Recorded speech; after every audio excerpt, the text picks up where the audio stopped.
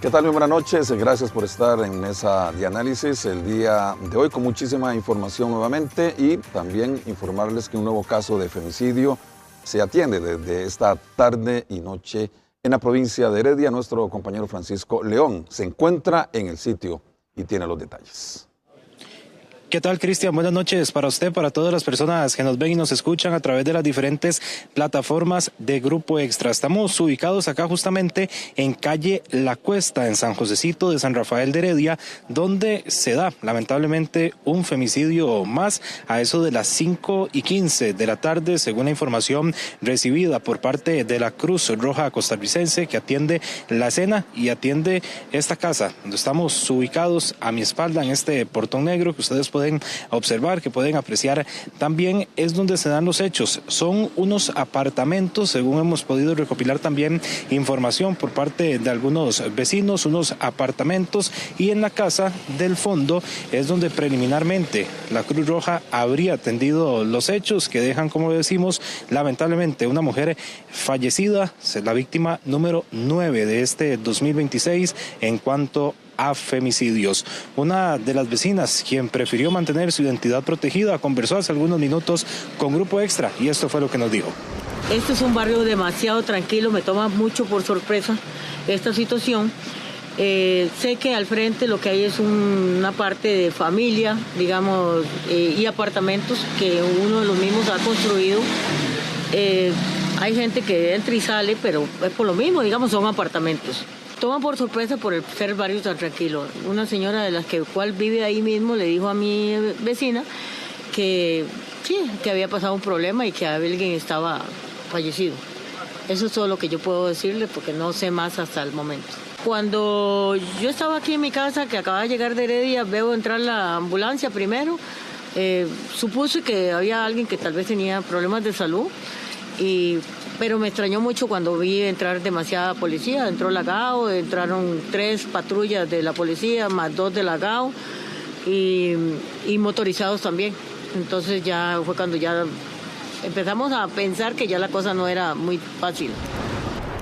Recapitulamos entonces, ubicados acá en calle La Cuesta, en San Josecito de San Rafael de Heredia, donde esta tarde se da un femicidio a eso de las 5:15. A esta hora, unidades de fuerza pública de la GAO se mantienen dentro de la estructura de la vivienda. Todavía no se ha identificado a la mujer que estaría fallecida, y un detalle importante también a tomar en cuenta es que el presunto femicida se habría entregado a las autoridades también con su abogado después de cometer estos hechos. Y otro aspecto también que llama mucho la atención de las autoridades es que cerca de este sitio, aproximadamente a 1 kilómetro, hace 2 años y un poco más, encontraron también algunos restos de Nadia Peraza, quien, recordemos, lamentablemente fue víctima de femicidio. En ese momento el juicio de hecho se mantiene en desarrollo desde hace varias semanas por este caso, que en prácticamente 1 kilómetro de donde estamos ubicados acá en San Josecito, parte de sus restos fueron hallados en un cafetal, según también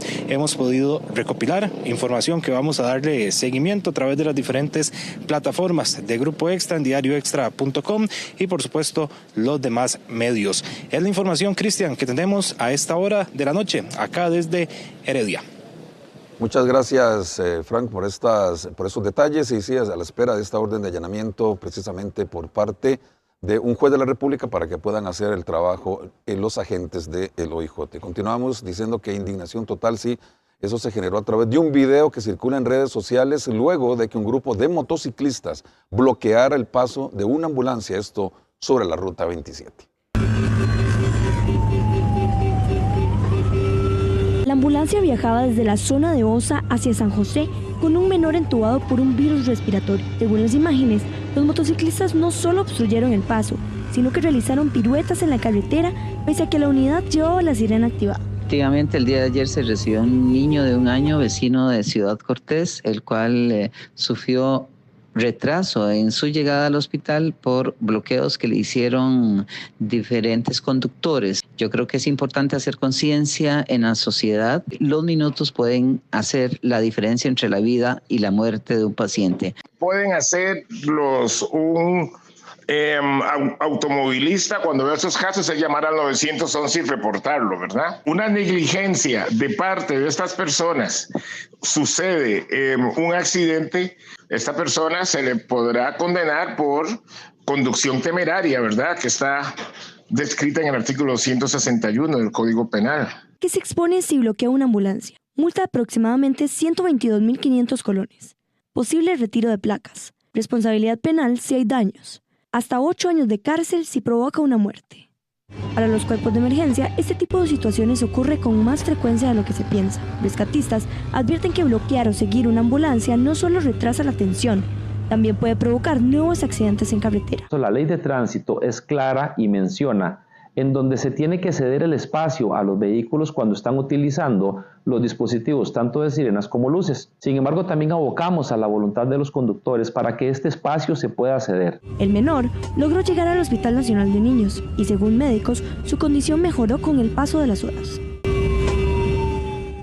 Y ponga atención a estas imágenes que les vamos a compartir a continuación a través del dron de uno de nuestros corresponsales en el Caribe Sur. Es precisamente las playas de Manzanillo en el Caribe sufren un gran daño debido al fuerte oleaje que se presenta desde el pasado mes de febrero. Tienen ustedes estas imágenes donde es claro a través de estos empujes y frentes fríos. En algunos sectores se perdió hasta 15 metros de playa y canchas para deportes, estructuras desaparecieron por completo, incluso hasta las bancas de un bulevar ahora están sepultadas en la arena. Además, muchas de las palmeras también en la orilla se desprendieron. Expertos aseguran que este perfil de las playas no se va a recuperar. Además, durante los próximos días también se van a mantener estos fuertes oleajes en la zona, una zona preciosa para visitar de turismo, para que usted lo haga, siga visitando el Caribe Sur de nuestro país, pero que lo haga con el debido cuidado por esta situación, simplemente como ustedes lo aprecian. Pero bueno, ahí se mantiene esta situación y la zona sigue recibiendo a turistas, así que importante poner atención a lo que digan las autoridades. No se van a recuperar, eso es definitivo, y eso es producto de lo que ya hemos hablado muchas veces, calentamiento global, y van a seguirse perdiendo líneas de costa en todas las costas de Costa Rica.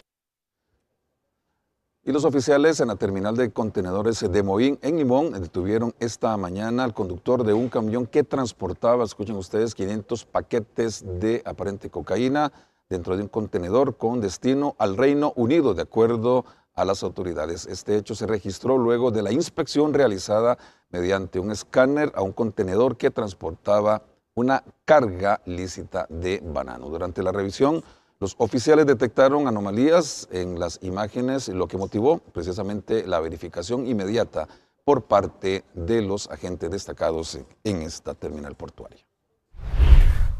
En APM Terminals detectan el ingreso de un camión con más de 500 kilos de cocaína, conducido por un chofer nicaragüense, y el destino del contenedor Inglaterra.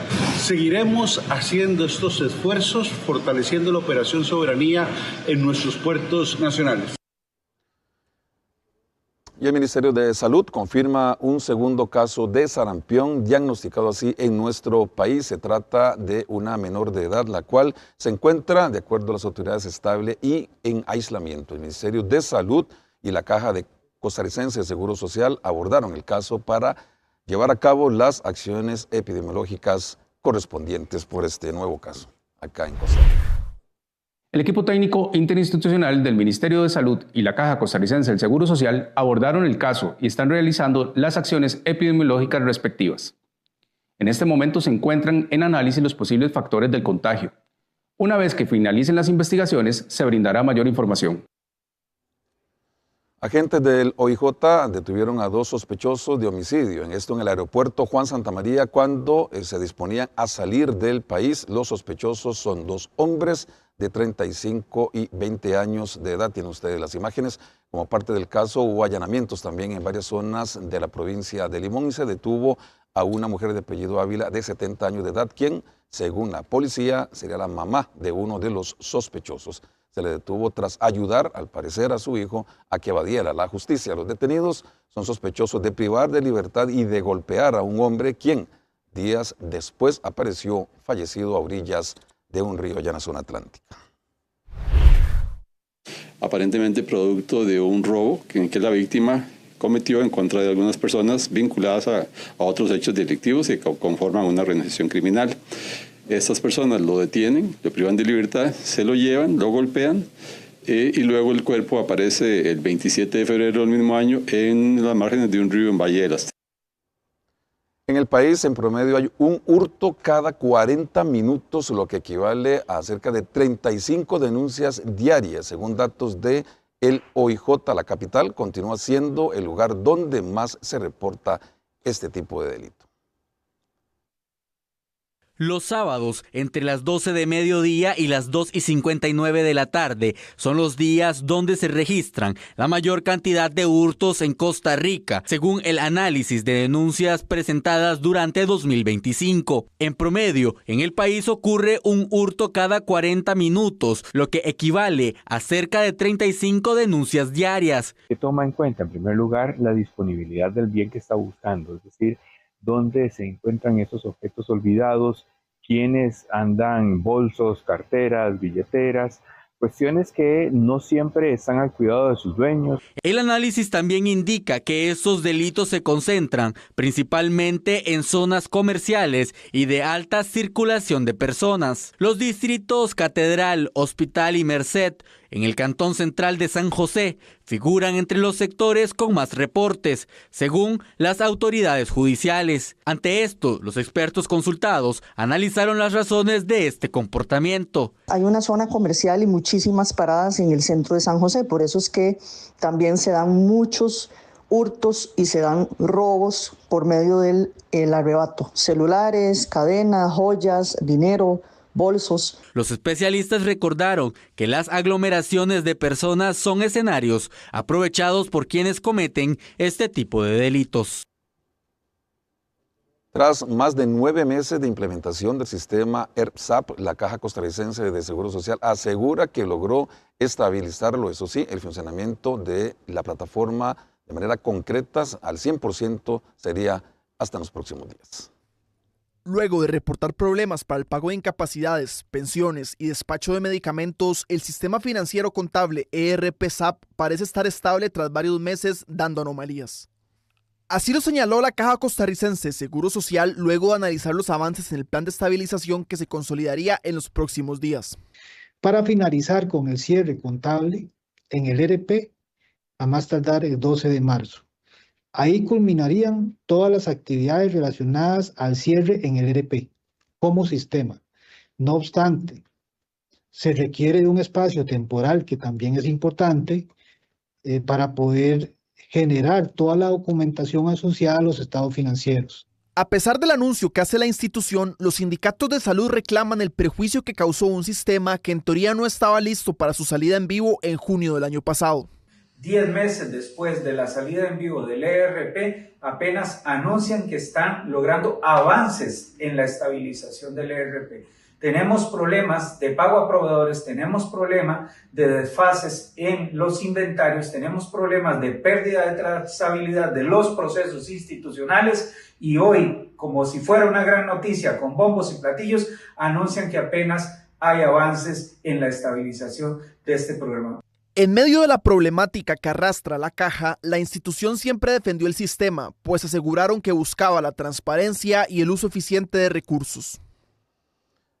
Y cada vez más los adolescentes enfrentan retos relacionados con su salud física y salud mental. Por eso, para esta población existe la Clínica del Adolescente del Hospital Nacional de Niños, otra más ubicada en el Hospital Escalante Pradilla en Pérez Celedón y en el Hospital Calderón Guardia. En el 2025 ambos hospitales recibieron más de 16,000 consultas de pacientes entre los 10 y los 19 años de edad. Las consultas más frecuentes son por trastornos psiquiátricos, anorexia, bulimia, enfermedades crónicas y padecimientos como rinitis, asma, así como planificación, abordaje de salud sexual y también reproductiva. Y aquí lo que nosotros queremos con todo este enfoque de la atención integral a los adolescentes es eso, es la prevención de una enfermedad física, la prevención de un embarazo adolescente, la prevención de una enfermedad mental. Entonces, que acudan a nosotros, que estamos para apoyarlos y para orientarlos hacia cómo llegar a ser adultos saludables. Un nuevo proyecto de ley dotaría de cargadores, rutas en vivo y hasta estimaciones de tiempo en las paradas de autobuses. Imagina esperar en la parada y saber exactamente en cuántos minutos llegará el autobús. O bien, poder cargar el teléfono mientras espera. Pues esto es lo que busca un nuevo proyecto de ley presentado por el diputado del Frente Amplio, Antonio Ortega, el cual permitiría que las municipalidades implementen paradas inteligentes. Es evidente que las paradas en los lugares que hay, porque hay lugares que ni siquiera tienen paradas, son lugares inseguros, son lugares inciertos, no solo por la seguridad, sino porque no se sabe a qué horas va a pasar el bus. Esto combina muy bien con otro proyecto que ya hemos presentado para el tema del GPS en los autobuses. El texto, que se estudia bajo el expediente 25.460, habilitaría a los gobiernos locales a buscar alianzas público-privadas para generar estos espacios para los usuarios. Lo que estamos haciendo aquí, Justin, es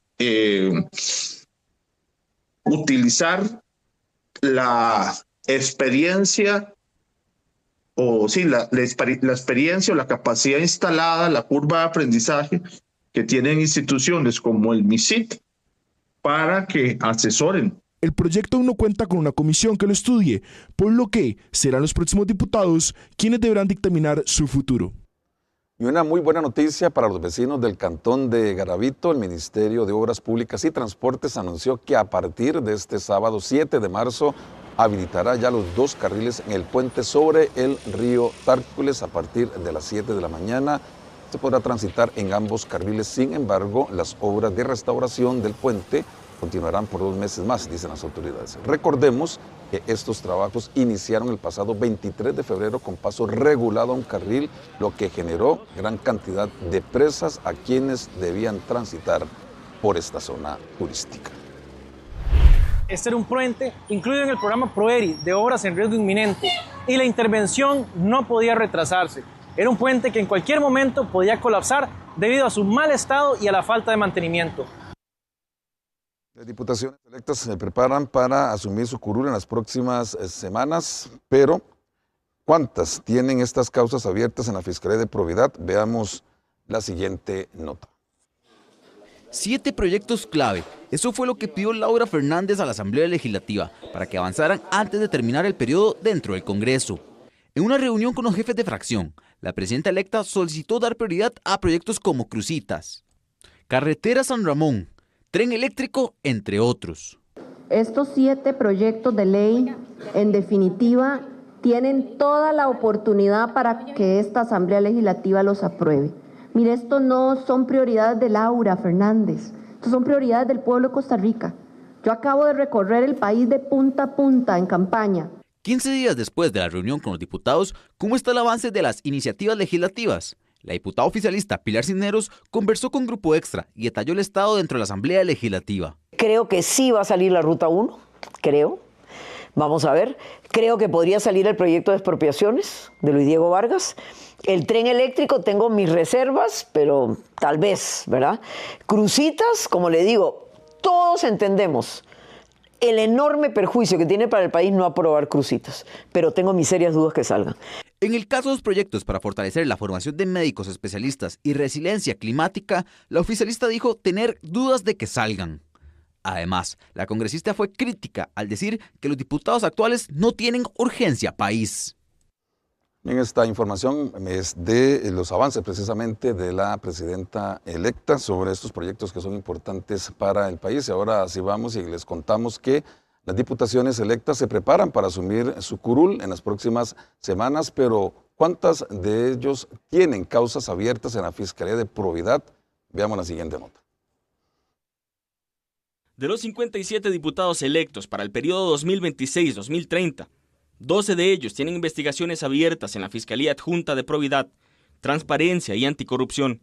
Con una causa aparecen Esmeralda Britton González, Mángel Maclín Villalobos, Rafael Ángel Vargas Brenes, Stefan Brunner Neivik, Roiner Mora Ruiz, Víctor Manuel Hidalgo Solís y Nayuribe Guadamuz Rosales. Con 2 investigaciones aparece Juan Manuel Quesada Espinosa. Con 3 causas, María Isabel Camareno Camareno. Con 6 causas, Ana Catarina Müller Castro. Con 7 investigaciones, Nogui Acosta Jaén. Y finalmente, con 16 causas, Marta Eugenia Esquivel Rodríguez.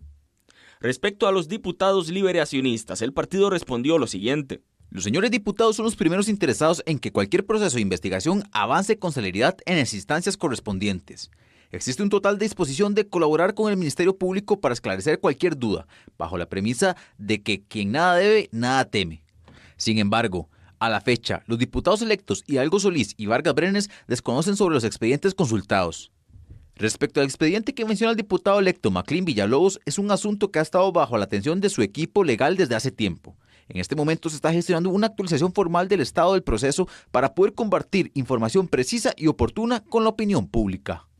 Desde Pueblo Soberano, brindaron la siguiente respuesta. Mire, nosotros hemos dicho de manera reiterada que estas son investigaciones que tienen que seguir su curso. Me parece que hay un elemento fundamental. Mientras no existe una acusación, van a ser solamente investigaciones. Cabe resaltar que corresponden a investigaciones en curso y no a sentencias en firme. Los diputados de la Comisión de Discapacidad y Adulto Mayor dictaminaron de manera afirmativa el proyecto de ley que busca establecer la pensión anticipada para el personal operativo de alto riesgo del Benemérito Cuerpo de Bomberos, esto a los 55 años de edad.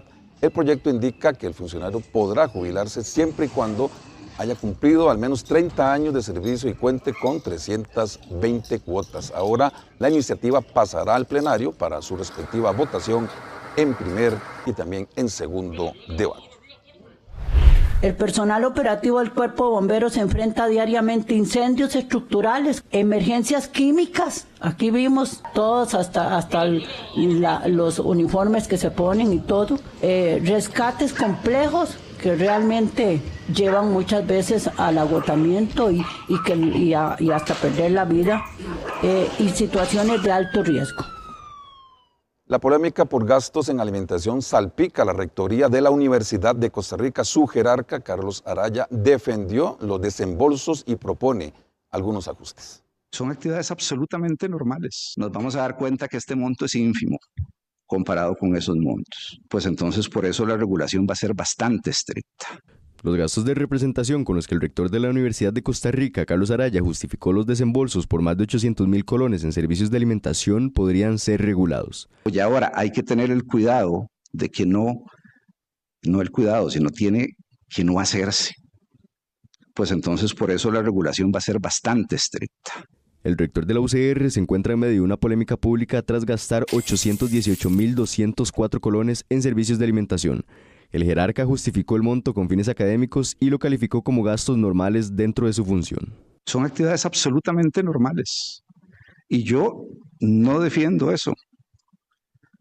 Lo que defiendo es que no hay nada que esté al margen de la ley. Las facturas, todas provenientes de un mismo restaurante, se dividen en 4 comprobantes. Uno por 74.733 colones el 12 de septiembre de 2025. Otro por 74.559 el 13 de octubre de ese mismo año, un tercero por 573.631 el 24 de noviembre y un último por 95.281 el 27 de noviembre. No es ilegal, pero sí es muy poco ético, muy poco ético, más en el momento político en el que estamos. El rector también cuestionó al Consejo Universitario al afirmar que no tienen potestad para llamarlo a comparecer y que esa facultad corresponde únicamente a la Asamblea Legislativa. Un nuevo informe académico advierte que el profesorado enfrenta crecientes presiones dentro del sistema educativo. La sobrecarga laboral y falta de apoyo institucional impactan directamente la calidad de la enseñanza. La sobrecarga laboral, la falta de capacitación y la poca valoración de la labor docente son algunas de las principales preocupaciones del Centro de Investigación y Docencia en Educación de la Universidad Nacional. Esto tras los hallazgos de un informe presentado por esa casa de enseñanza. Es importante ser ingeniero, ser médico, tener otra profesión que ser docente. Entonces, para mí particularmente, creo que tenemos que hacer un gran trabajo como país para que se entienda que las personas que están a cargo de la educación de niñas, niños y adolescentes tienen que estar altamente preparadas. Los resultados de un estudio de la Universidad Nacional sobre las condiciones del trabajo del profesorado encendieron las señales de alerta, ya que un alto porcentaje de las personas encuestadas reportan sobrecarga laboral. Es decir, aunque la mayoría se ubica en un nivel medio del índice de gestión y carga, las presiones administrativas siguen afectando la mediación pedagógica y generando desgaste. Docentes poco motivados, docentes cansados, redundarán justamente en malas clases, digamos, o lecciones muy limitadas o repetitivas, ¿verdad?, con poca capacidad de innovación, a lo que se le suma además otros elementos. A nivel nacional se muestran estas cifras. El 93% del personal docente señala que la carga administrativa interfiere con su labor pedagógica y más del 85% afirma no contar con tiempo suficiente para cumplir con todas sus responsabilidades. Ante este panorama, los expertos hacen un llamado a aumentar la inversión en el sector educativo y fortalecer los procesos de capacitación dirigidos al personal docente. Nos separamos solo unos instantes y al regresar tendremos una entrevista exclusiva con el director general interino del OIJ, Michael Soto. Ya regresamos. ¿Qué tal? Buenas noches, gracias por estar con Mesa de Análisis el día de hoy. Conversamos con el director interino del Organismo de Investigación Judicial, don Michael Soto. Don Michael Soto, gracias por estar en Mesa de Análisis. Importante, y empecemos de una vez en materia, don Michael. Gracias por estar con nosotros primero que todo. Muchas gracias a ustedes y un saludo para todos. Así es, gracias. ¿Cuál es el balance de la Policía Judicial, don Michael, en el año 2025? Reciente ustedes ya tienen los datos ya aterrizados y demás, y sobre todo esos delitos que tanto dolor de cabeza le dan a ustedes al país. Claro. Bueno, tendríamos que verlo en dos perspectivas, ¿verdad? Una cosa, cómo nos fue con el tema de los delitos, si bajamos o subimos, y otro, digamos, los resultados operativos. Por ejemplo, lo más significativo es en el tema de homicidios, ¿verdad? Que, como usted lo dice, es el dolor de cabeza y la preocupación constante. Ya después de hacer los cierres muy detallados con autopsias y demás, cerramos en 870 homicidios, una disminución que, aunque pequeñita, de 6 homicidios, pues siempre es disminución, porque realmente se hizo un trabajo operativo muy fuerte. Y la mayoría de los delitos contra la propiedad bajaron: asaltos, robos a viviendas, asaltos a viviendas, por ahí robo de vehículos quedó en términos con un aumento muy, muy pequeñito. El tema de los fraudes, que es una preocupación nuestra, tiene un aumento de más de un 40%, que tenemos que también proyectarlo. En términos generales de las denuncias que recibe OIJ, recibimos 1.099 denuncias menos. Es una disminución que, aunque también es pequeñita, dentro de las 112.000 que recibimos, pues lo cierto es que no aumentamos. Y bueno, ya tendríamos que ver los datos operativos, que no sé si te los comento. Por ejemplo, hicimos, como nunca antes, en el caso de drogas, hicimos 1.244 casos de tráfico de drogas, sobre todo narcomenudeo, que es lo que tanto preocupa a la gente en las barriadas. Quitamos o desestructuramos 44 estructuras criminales de muy alto perfil, con el caso Traición, que fue muy conocido, con el cártel de Caribe. Una cantidad muy significativa de allanamiento, decomisamos casi 1.000 armas de fuego, muchas de estas fusiles de asalto. Bueno, en términos generales fue un año muy intenso, yo creo que de los mejores que ha tenido OIJ en los últimos años, tomando en cuenta pues que la realidad criminal del país ahorita es bastante compleja. Ahora, en este inicio de 2026, en ese rubro de los homicidios, que es lo que más preocupa a la ciudadanía, entre otros, como ya usted lo menciona, claro, llama mucho la atención, por ejemplo, en las zonas costeras, si bien es cierto, por ejemplo, en Limón y en Punta Arenas se sigue marcando esa tendencia en Guanacaste. Vemos en Cartago, que es el único en este momento, creo que está superando, incluso duplicando los datos del año pasado. Y Heredia, no me consigue el último desde hace tiempo. No sé qué fue lo que pasó en esta provincia. Vea, el tema, y esto es importante explicarlo, y si usted me lo permite, creo que no lo he hablado a profundidad con ningún medio. Nosotros empezamos con un plan en el 2023, recuerde usted que el 23 fueron 905 homicidios, el año más violento de la historia. Empezamos con un plan que iba enfocado hacia la investigación profunda de homicidios, estructuras vinculadas al narcotráfico, que es lo que nos genera básicamente la mayoría de los homicidios. Ese plan conllevaba hacer una gran cantidad de casos de narcomenudeo, es decir, el narcomenudeo en las barriadas, profundizar en estructuras criminales de alto perfil en las costas y en el centro de la capital o en el Valle Central, donde teníamos una problemática importante, y hemos venido desarrollando ese plan. Prácticamente el bajar 6 casos suena poco, pero la proyección era que íbamos a tener cerca de 900 homicidios. Y me voy a atrever a decirle lo siguiente: de acuerdo a nuestra proyección y a la ejecución de ese plan, este año vamos a bajar los homicidios. dentro de toda la violencia que hay, ¿verdad? Vea usted que el tema de la violencia sigue siendo significativo. Sí. Los últimos videos, ahorita un homicidio en Playas del Coco, donde arremetieron contra dos motociclistas, en Malajuela, donde mataron a una persona de R15 jamaiquina. El uso de R15 y demás, de acuerdo a nuestra proyección, y si seguimos sosteniendo los planes que tenemos, que esa es la intención, podríamos andar alrededor de 800 homicidios por ahí. Vamos, evidentemente no tengo una bola de cristal, pero bueno, todo está enfocado estadísticamente con los planes, los trabajos y demás para que lleguemos a eso. Voy a lo de las provincias que usted decía. Sí tenemos un problema en Cartago, indudablemente era una provincia no tradicional para nosotros de problemas, ahorita está duplicando la cantidad. Es una pugna entre una alianza con 3 grupos contra uno muy antiguo y tradicional ahí de la zona, que ya lo estamos trabajando, lo estamos abordando y esperamos tener resultados pronto. Provincias como Limón y Punta Arenas, que han sido tradicionalmente muy violentas por los trabajos que hemos hecho con las estructuras, por ejemplo en Chacarita o en el Cantón Central de Limón, con todo el caso Traición, con el caso de Tony Peñarruse, la H, todos estos grupos que hemos venido impactando, hemos hecho una buena contención y una disminución igual en Punta Arenas. Y en San José, pues ahorita tenemos una problemática en el sur, es evidente y notoria, a la capital me refiero, todos los barrios del sur, que también estamos abordando y esperamos poder impactar pronto. Entonces, la proyección para este año es que sea un año, no voy a decir que no van a ocurrir homicidios, no lo puedo decir, pero sí prevemos que puede haber una disminución importante. En esa misma línea de los homicidios, don Michael, ¿cuál es el mayor o los mayores obstáculos que tienen los agentes a cargo suyo, sobre todo esa sección que debe tener trabajo como nunca, para poder precisamente esclarecer estos homicidios? ¿Cuáles son los obstáculos principales para no poder tener tal vez una tasa de resolución más rápida? Claro. Bueno, dentro de este plan pusimos oficinas de crimen organizado en todas las oficinas del país, desde las más pequeñitas hasta las más grandes, como Alajuela, Heredia, Cartago. En todas tenemos sección de crimen organizado, que ve 2 temas: homicidios y narcotráfico. Entonces ya tenemos personal especializado en todo el país, que eso es una gran ventaja. Y hablo de la sección de homicidios, que usted me lo pregunta aquí en San José, pero realmente tenemos secciones pequeñitas en todo el país que ven especializadamente homicidios. El gran obstáculo, ¿cuál es? Bueno, desde el punto de vista práctico, el tema de que logremos obtener testigos que presencian los hechos y que quieran ir a un juicio. Eso es un gran obstáculo. Es muy pocas las personas que deciden hacerlo o ir a testiguar en un hecho, un juicio. ¿Qué es a lo que estamos recurriendo? Bueno, el uso de las tecnologías. A menos testigos, más cámaras. El país cada año tiene más cámaras y ciertamente en la mayoría de los casos son muy útiles. OIJ resuelve entre el 55 y el 60% de los homicidios, que depende cómo se interprete, es alto o es bajo. Para nosotros demanda un enorme esfuerzo, es de los más altos de la región. Quisiéramos resolver el 100%, por supuesto, pero bueno, no es fácil porque lo hacen en lugares discretos, con desventaja de la víctima, cubren sus rostros. Si los ven en algunas barriadas, nadie se atreve a decir que es fulano de la zona. Entonces, sí, esa es una de las principales dificultades, pero hay otras muchas. Dificultades financieras, dificultades de tecnología, y bueno, le podría enumerar unas cuantas más.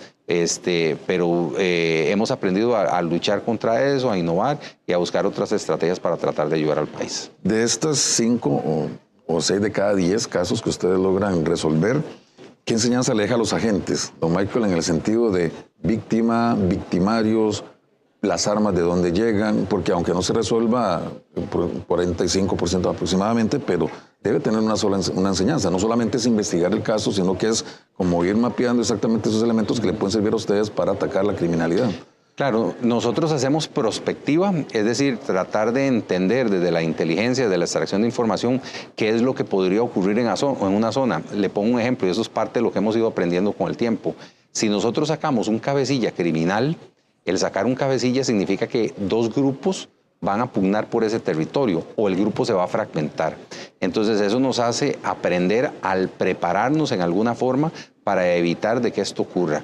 Además, el uso de la tecnología cada vez más, tenemos que ahora capacitar a nuestros agentes en temas de tecnología, interpretación, todo lo que es extracción de información de, por ejemplo, aparatos celulares, lo que son las criptomonedas, todo este tipo de circunstancias. Además, el manejo más técnico y fino de la escena del crimen, ¿verdad? Se dicen que las evidencias hablan, si no hay testigos, las evidencias son los testigos. Entonces, por ejemplo, recoger elementos de transferencia, si queda algo en una escena que nos pueda servir para determinar de que una persona estuvo ahí, como ADN, pelos, huellas, fluidos biológicos como sangre, semen, depende de la escena del crimen o la circunstancia del crimen. Entonces nos hemos especializado mucho en eso y además innovar. Yo creo que el tema nuestro siempre ha sido innovar, buscar otras estrategias dentro de lo que tenemos para tratar de resolver los casos, de clarificarlos, y yo creo que hemos sido exitosos. Podríamos ser mejores, por supuesto, pero bueno, con todas esas limitaciones, hay países que tienen una tecnología tremenda, nosotros no la tenemos, ¿verdad? Como por ejemplo interceptar redes sociales. Ahora todo se hace por redes sociales o aplicaciones, entonces eso es algo pues en algún momento esperamos que el país tenga la posibilidad de darnos. Cuando ustedes tienen que abrir un teléfono, por ejemplo, ¿cuánto pueden tardar? ¿No, Michael? Por darle un ejemplo nada más a la ciudadanía para que ellos entiendan un poco más. Es una herramienta que nosotros usamos todos los días, claro. Pero ¿cuánto les cuesta a ustedes? Depende de muchas circunstancias, de la marca, de la capacidad de almacenaje, del tipo de aplicación, pero podríamos, en algunos momentos duramos un día y momentos que duramos meses. Pues tiene que ver mucho todo el tema tecnológico de cuánto es el modelo. Nosotros compramos software que son carísimos, entonces ellos nos van actualizando. Hay años que podemos comprar, otros años que tenemos que trabajar con tecnología un poquito viejita, pero bueno, ahí vamos tratando de ir innovando y haciéndolo. Entonces depende mucho de todas esas circunstancias que le mencioné. Don Michael, ¿por qué ha costado y no se logra detener al diablo? Por ejemplo, sí. Que ustedes le han, no sé cuántas personas han detenido ya, más de 80 creo yo, y tienen células en Guanacaste, se mete por acá. ¿Por qué cuesta tanto esta persona en particular? Incluso ya con una recompensa y demás, y, claro. y no se logra. No, tiene una muy buena explicación. Quiero empezar por lo que usted dijo al principio para desmitificar algunas cosas. No es que este sujeto, Arias Monge, sea el principal capo del país, no lo es. De hecho, ahorita, en máxima seguridad de la reforma, tenemos a los principales capos del país, personas que tienen contactos internacionales, personas que tienen muchos más recursos económicos que este sujeto. ¿Cuál es la particularidad de este sujeto? Bueno, que es muy violento y por eso se ha vuelto muy público y muy notorio, de tal forma que su grupo, su estructura ha estado vinculada con muchísimos homicidios. Se dice que está en muchos lugares del país, que ciertamente lo está en algunos lugares del país, pero más que todo es un distribuidor, su estructura es de distribución. Es decir, le vendo droga, marihuana, crack, cocaína a un grupo en Guanacaste, a un grupo en la zona sur, a un grupo en Punta Arenas, a un grupo en cualquier lugar del país. Y él le compra a los grandes capos para él distribuir y procesar ya por dosis. Entonces no es que él tiene el control del territorio. ¿Qué es lo que pasa? Es que se volvió como un nombre de franquicia. Cuando se dan extorsiones en algunos lugares del país, dice, vengo en nombre del grupo El Diablo. Probablemente ese pobre diablo que le dicen El Diablo no sabe ni que están usando el nombre de él. Pero como se ha vuelto tan notorio, entonces las personas sienten algún temor por eso. ¿Cuáles han sido las dificultades para la captura? Bueno, esta persona, de acuerdo a las informaciones que hemos trabajado, ha estado muy ubicado en el sector fronterizo entre Nicaragua y Costa Rica. Principalmente toda esta parte que pega con Sarapiquí y con el Pocosí. Esta parte hace que él esté en una zona bastante cercana a la frontera, de tal forma que tiene todo un sistema de transmisión de información, popularmente conocidos como campanas, que cuando nosotros vamos ingresando a estas zonas, pues ya le van avisando y sencillamente se pasa para Nicaragua. Del lado nicaragüense hay una reserva, una especie de parque nacional que se llama Reserva Indio Maíz. Es una zona muy montañosa. Ya tenemos información del mismo grupo que nos dicen que él se pasa para ese lugar. ¿Qué es lo que ocurre aquí? Voy a las limitaciones de que le hablaba anteriormente. OIJ no tiene helicópteros, por ejemplo, los que vemos series policíacas, que se hace una incursión rápida con un grupo táctico en helicóptero y se llega a un punto donde está. Nosotros tenemos que ir en carrito, porque no tenemos helicópteros. Y ha estado cerca, ¿no es cierto? Sí. A pocos segundos, incluso han encontrado elementos en las casas donde él logra escapar. En algunos momentos de la historia hemos estado muy cerca, muy cerca, pero él ha ido aprendiendo también con eso. Además, su círculo cercano se ha cerrado mucho por el tema de la recompensa, ¿verdad?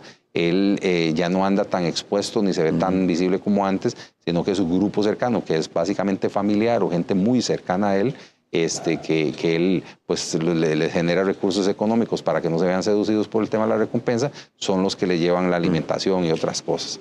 Entonces esa es la principal dificultad. Igual te digo, nosotros no vamos a desmayar en ese intento, vamos a seguir intentándolo, vamos a seguir buscando, le pedimos a la gente que nos genere información, a veces nos llega información que es falsa para distraernos, probablemente el mismo grupo la genera, pero bueno, es parte de la labor policial y tenemos que aprender y seguir trabajando con eso. Don Michael, en este tema, precisamente hablando usted de los capos o los grandes capos que ahora están en máxima seguridad sobre todo, ¿qué lectura se hace de la detención de estas personas en nuestro país histórico? Creo que estamos aprendiendo como país todos, como sociedad, acerca de lo que significa una extradición hacia los Estados Unidos. Pues ustedes hacen un gran despliegue de seguridad, hacen un gran despliegue para los traslados, pero ¿qué significa, por ejemplo, una figura como Celso Gamboa? Usted que también lo conoce, nosotros desde hace muchos años, desde el año 2011 aproximadamente, funcionario en diferentes esferas, pero ¿qué significa para el país y para ustedes como Policía Judicial la detención de una persona como Celso Gamboa? Bueno, indudablemente para todo el país es muy notorio, inclusive internacionalmente, porque estamos hablando de una persona que ostentó puestos muy significativos dentro del Poder Judicial y dentro del Poder Ejecutivo. Entonces, el que esta persona, el gobierno de los Estados Unidos, lo haya vinculado con el narcotráfico internacional, pues indudablemente impacta. Además, demuestra que somos vulnerables a eso, como todas las sociedades, donde hemos tenido funcionarios de diferentes perfiles involucrados en temas de narcotráfico, desde el tema policial, en términos generales, incluyendo a OIJ, hasta gente con cargos en municipalidades, por ejemplo. Eso significa que somos vulnerables, que nos pueden penetrar y que eso ocurre. Y bueno, tiene un significado importante, especialmente por el tema de que va a ser muy probable la primera persona extraditada y con ese perfil del país. Entonces también eso, pues internacionalmente, creo que da una imagen negativa a la institucionalidad del país, pero también positiva en el sentido de que colaboramos y coordinamos con gobiernos amigos, pues para llevar a las personas que ellos requieran hacia la justicia. Y pues si esta persona va a dar información, que por ahí por los medios dice que va a dar más información, eso va a ser tremendamente útil para otras investigaciones que vendrán en el futuro. ¿En algún momento usted como jerarca o sus compañeros tuvieron algún temor de que esto no se pudiera concretar, en el sentido de que tal vez se está aprendiendo, hay un checklist, por decirlo así, que debe cumplirse al pie de la letra para que no se rechace la orden de extradición? No sé, en su momento hubo zozobra, hubo mucha presión social y en las redes de que esto no iba a pasar de ahí, que lo iban a dejar en libertad, pero ¿cómo manejar este tipo de situación? Vea, Cristian, yo no le llamaría temor, le llamaría mucha expectativa y yo la sigo teniendo. Hasta que yo no vea que estas personas, y no solo Gamboa Sánchez, sino López Vega y los 14 o 15 creo que son ya, sí, verlos montados en un avión, de ahí vamos a sentir de que funcionó. Ahorita hemos estado en conversaciones constantes con la Embajada de los Estados Unidos para decirles, por favor, ayúdenos con el documento que está pidiendo el tribunal. Es un papel, es un papel para esto. Es un papelito. Ellos tienen toda la voluntad. Es el papel, entonces. El papel, claro. No, y es importante. Ellos tienen toda la voluntad y siempre la han tenido. Son temas burocráticos, según ellos mismos nos explican, que para poder emanar un documento de tipo internacional pues requiere algunas formalidades y demás. Pero bueno, yo sigo teniendo la expectativa de que se pueda materializar, de que llegue, creo que se vence por ahí del 9, me parece, ¿verdad? Si mal no recuerdo, 9 del mes que dieron. Entonces esperaríamos que llegue en esa fecha o antes. Después ya generar el operativo para que por lo menos esta persona, Gamboa Sánchez, se vaya a los Estados Unidos y después de ahí que todos los demás se empiecen a desfilar. Y probablemente vamos a seguir deteniendo personas. Ahí tenemos algunos acuerdos con DEA para otras personas, no solo con DEA. Yo había estado en una reunión que propició DEA, que venían personas de todo el mundo que veían narcotráfico. Entonces hablamos con los italianos, con los franceses, con los españoles, con los alemanes, con los de Países Bajos. Algunas se materializaron, como dos con Francia, de dos sujetos nacidos en Colombia pero nacionalizados costarricenses, y otra con un sujeto de Italia. El de Italia, sí, John Cadenas. Entonces, digamos que todo eso ha venido ahí funcionando. Ahí tenemos otra con Panamá. Y bueno, ahí seguimos negociando y probablemente esto va a ser algo muy continuo y después no va a ser tan noticioso, sino que va a ser de la actividad ordinaria de la policía. Vamos a ver para creer, entonces. Yo sigo esperando. Yo estoy seguro que va a ocurrir, pero yo sí quiero verlo porque yo, en el momento que se dio la captura de Gamboa, que fue el primero, de ahí yo se los dije, va a venir una maquinaria jurídica para impedir de que esto ocurra. Y vea que llevamos por 8 meses, me parece. Y bueno, vamos a esperar a que se materialice mejor. Sí, esto les permite a ustedes, ¿no, Michael? Tal vez trabajar las bandas más locales y poder tal vez resolver más homicidios, que tal vez esos números suban un poco, Pero ojalá que no suba, más bien que sean menos, que cada vez sean ustedes reportar. Ahora vamos a estar en 700, ¿no? Porque ya vamos bajando poco a poco. Pero esto, definitivamente estos peces gordos o mandos medios les permiten a ustedes enfocarse en las bandas locales que son los que ponen los muertos realmente en nuestro país. Vamos a ver, aquí tendríamos que dividir en dos, lo que es tráfico internacional y la coordinación internacional con otros policías y lo que está ocurriendo a lo interno del país, que lo que nos está desangrando realmente es el ajuste de cuentas por el tráfico local. Nosotros no podemos dejar de trabajar a nivel internacional porque estamos en la ruta de la droga. Ahora estamos con la ruta de la droga, de la cocaína de sur a norte, y ya viene la ruta de norte a sur, que son las metanfetaminas y todo lo que tiene que ver con las drogas de diseño, pastillas, éxtasis, todo esto. Entonces tenemos que seguir coordinando, tenemos que seguir haciendo lo que podemos con el recurso. Son dos líneas muy delicadas que no podemos descuidar una de la otra.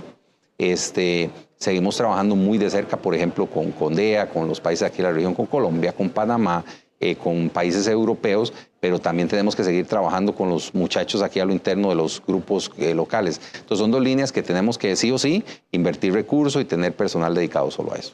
Me da el pie para la siguiente pregunta, Michael. Este binomio de fuerza pública que en algún momento funcionó o se demuestra que funciona, pero no siempre es así. Es una cuestión de la coyuntura en que estamos, una cuestión política, porque más allá de lo policial, yo sé que ustedes tienen ganas, porque vienen las figuras de las policías municipales, los grupos tácticos que se han capacitado, ustedes hacen lo propio, pero ustedes investigan, ustedes no previenen el delito, por lo menos no es el llamado de la ley, pero ¿qué pasa con esa intermitencia, ese binomio que ha funcionado?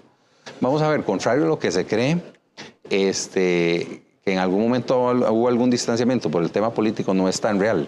Yo en algún momento conversaba con los compañeros, los políticos van y vienen y los que somos técnicos o policías seguimos allí, ¿verdad? Yo sigo coordinando con todos y todos los compañeros, con los directores regionales de Fuerza Pública, con los jefes, con los muchachos, con la tropa. Eso no ha parado, no va a parar y sigue siendo una relación muy buena, la verdad. Y yo les reconozco el trabajo a ellos. Cada que puedo, menciono en los operativos grandes que hacemos la colaboración y el apoyo de ellos porque es verdad, es real y no podríamos trabajar sin ellos. Eso tenemos que seguirlo manteniendo. Yo esperaría que, como ha ocurrido en años anteriores, sea en el futuro que lo político no afecte la labor policial, porque OIJ solo no puede. OIJ ocupa a la Fiscalía, ocupa a los jueces, ocupa a las policías municipales, ocupa a la fuerza pública con todos sus grupos diversos que tiene. Entonces, yo creo que esto es un tema país, que la necesidad de trabajar en conjunto por las limitaciones de recursos sigue siendo preponderante. Y así va a ser, estoy seguro que ahí no va a haber ningún problema y seguimos trabajando siempre en equipo. Michael, las armas largas, ¿tenemos suficiente músculo legal o eso no va a incidir? Pero es impresionante ver a dos sujetos asesinar a otro con AR-15 frente a un mini súper a la plena luz del día, en los arsenales que ustedes han encontrado. Y los ataques contra ustedes mismos. Ustedes han tenido pérdida de compañeros también de ustedes, otros heridos y fuerza pública igual y otros cuerpos policiales. ¿Cómo atacar ese fenómeno? ¿Se puede o no se puede? Vea, les voy a dar un dato que es importante dentro de toda esta problemática, que es real, visible y notoria. El año 2025, entre OIJ y Fuerza Pública, se decomisaron más de 3.000 armas. Más de 3.000. Ponga usted todas esas armas juntas, es una absoluta locura. Nosotros nos enfocamos mucho por el tema de la AR-15, esta plataforma que es una plataforma militar, hay versiones civiles, pero básicamente fue diseñada militarmente. Queríamos entender cómo era que estaban ingresando esas armas al país, cómo llegaban. En algún momento vimos algunas piezas hechas en 3D, que ya después entendimos que eran armas ensambladas en el país, que eran importadas legal o ilegalmente al país, y cuando digo legalmente era que las metían dentro de importaciones diciendo que eran repuestos de motocicletas, de celulares o de lo que fuera, y probablemente lo que venían eran tubos que ante la vista de un inexperto no los ve como cañones, sino los veía como tubos, por ejemplo.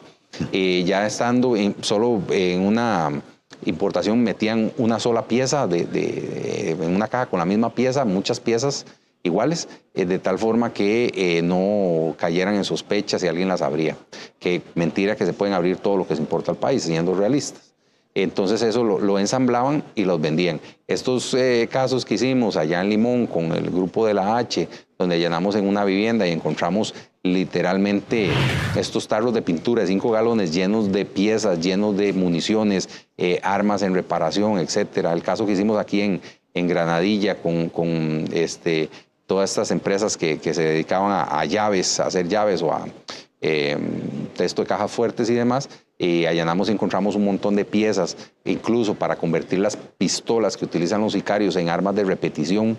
Con solo alar el gatillo se van los 30 disparos, los cargadores. Y en Alajuela también encontraron ustedes. En la Guasana de Alajuela, que era del caso traición.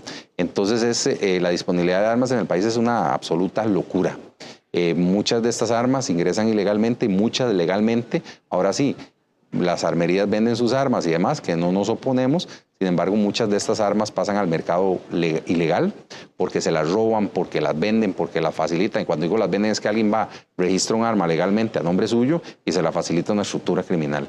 Entonces, si hay un problema con las armas en el país, creo que es notorio que casi el 80% de los homicidios son con armas de fuego, y vean la cantidad tan significativa de armas que hemos decomisado que vienen en una línea de esto que le mencioné. Y además, siguen saliendo armas. Entonces, tenemos otras investigaciones ahí abiertas de gente proveedoras. Y un arma de estas, depende del momento histórico y demás, puede costar hasta $4,000, $5,000, una R15. Hay momentos en que han habido más, entonces es más barato, oferta y demanda, pero sí hay un problema grave. ¿Qué le falta al OIJ para ser aún más fuerte en cuanto a investigación? Y ya que haya desbandado, Michael, de funcionarios, no solamente ustedes, sino el Poder Judicial, se frenó, porque recuerdo que lo están reclutando precisamente estos grupos liderados por Gamboa Sánchez y otras personas allá en el Caribe, donde ustedes los preparaban y ellos se los estaban reclutando, se los estaban llevando. Eso ya se frenó. Seguimos teniendo renuncias, aproximadamente unas 7 por mes. Creo que el tema de los salarios ha dejado de ser competitivo, sobre todo cuando es nuevo, el personal es nuevo. Entonces ahí tenemos, no era como hace unos 3 años, 4 años, se iban 15, 20 personas al mes. Se van 7, se siguen yendo, 7 en promedio, y reclutamos 7 por mes aproximadamente. Entonces seguimos teniendo alguna problemática. Suma cero, entonces. Sí, prácticamente estamos, lo que se va a hacer recluta. Lo que se va a hacer recluta. Hay momentos en que hay menos renuncias, ingresa más gente, seguimos con un sistema de reclutamiento bastante fuerte. Llega mucha gente a reclutarse. En el último corte teníamos 2,000 personas procesando, que es mucho. Pero bueno, las personas hacen los exámenes psicológicos, físicos, de antecedentes criminales o de conducción, todos estos exámenes que hacemos, y se van quedando y prácticamente entra como un 20%, 15%, entonces es bastante poco, y además el procesar todo eso no es tan sencillo. Pero sí se ocupa indudablemente más recurso, que en su momento Randall Zúñiga, el director propietario, abogó por eso, no se logró. Entonces yo sinceramente en este momento estamos luchando con lo que tenemos. Tratamos de salir adelante con lo que hay, con mucho apoyo internacional, y creo que dentro de todo, aún con esas dificultades, hemos logrado salir adelante. Don Michael, también ya para ir cerrando esta intervención suya, que le agradecemos nuevamente, el robo de combustible con el crimen organizado, otro dolor de cabeza, como si no tuviera el país bastante, pero es notorio, y vemos como Macho Coca, por ejemplo, una persona investigada en varias ocasiones, como decimos popularmente, se cae o lo arrestan por robo de combustible precisamente, y toda esta maquinaria que es un daño enorme para el país. Mira, el robo de combustible tiene varias aristas muy importantes, y antes de explicarlas tengo que decir que Recope nos ayuda mucho, colaboramos mucho, hacemos trabajos en conjunto. Muchos de los casos que desarrollamos ellos nos los traen prácticamente para hacer las incursiones y allanamientos y demás, entonces vale la pena decirlo.